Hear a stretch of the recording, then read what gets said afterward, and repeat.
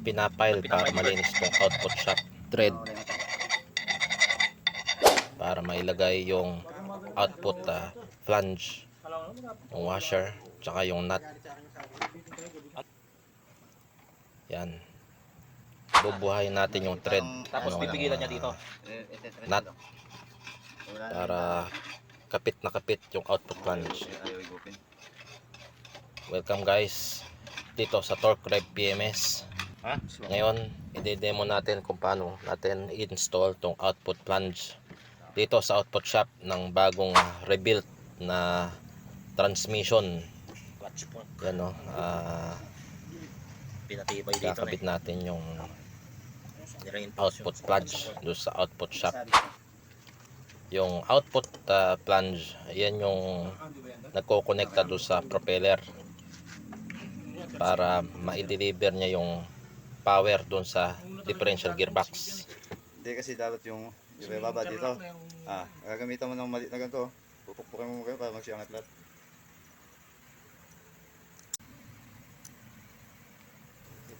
Itong part na to, yan yung output flange. Yan din tinatawag sa atin na swak. Yan ang pang-connecta sa output shaft doon sa propeller shaft na nagpapaikot sa differential gearbox.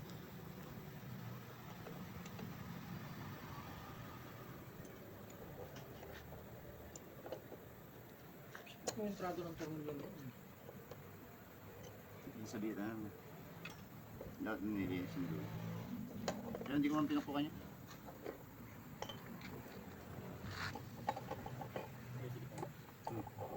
yung ko na, hindi ko nakakabit yan. Hindi. Yakin ko lang. Ligtas na.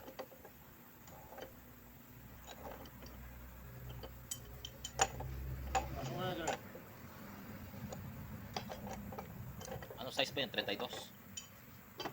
26. Hindi pwede yung ano mo, socket wrench.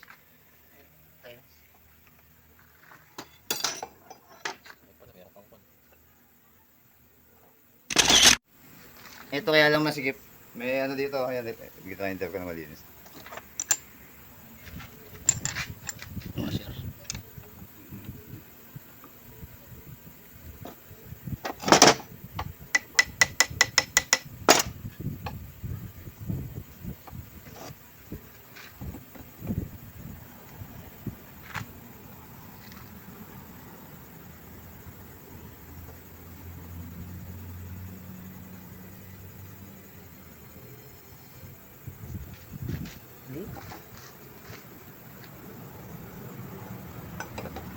Nakisama niya doon. Nakisa. Nangangamo. Hindi na yun. Ito tanggalin mo na pala dyan. Nalag mo ganyan. Kailangan iangat mo lahat yung nasa labi niyan. Kasi pag di mo nangat, tatamaan yung thread lahat. Baka siyang, ano, minasisyak.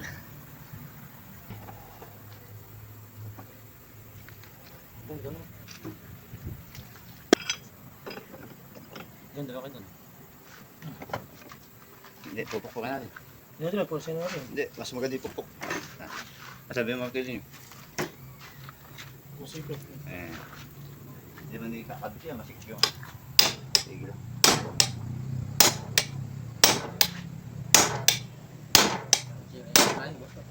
Hindi. Masikot yan. Mas mahirap naman. Lubog yan. Oo. At ngayon kakabit naman natin yung lock nung nut ng output flange. Hindi, ano lang, fit. I-reinforce na lang natin mamaya ito kasi may basag ng konti yung nut. Ano yung weldingin mo, Bert? Secure na secure yung output flange at hindi kumalas.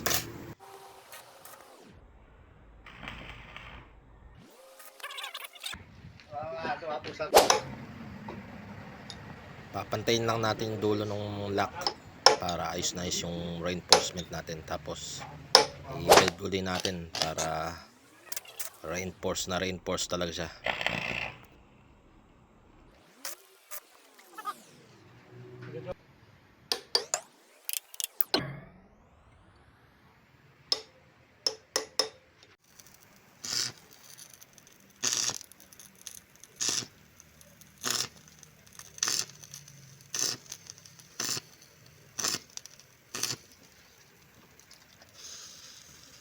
Kailangan tubig.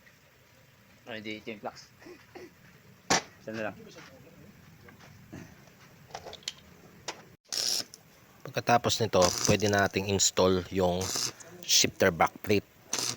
And pwede natin install tong buong transmission doon sa sasakyan. Kakabit sa propeller. Then ilalagay yung mga mountings. Yan, sa bandalo. Yan. Okay na to. Okay. Thank you for watching. See you on next videos. Hindi matanggal yan. Ayos yan.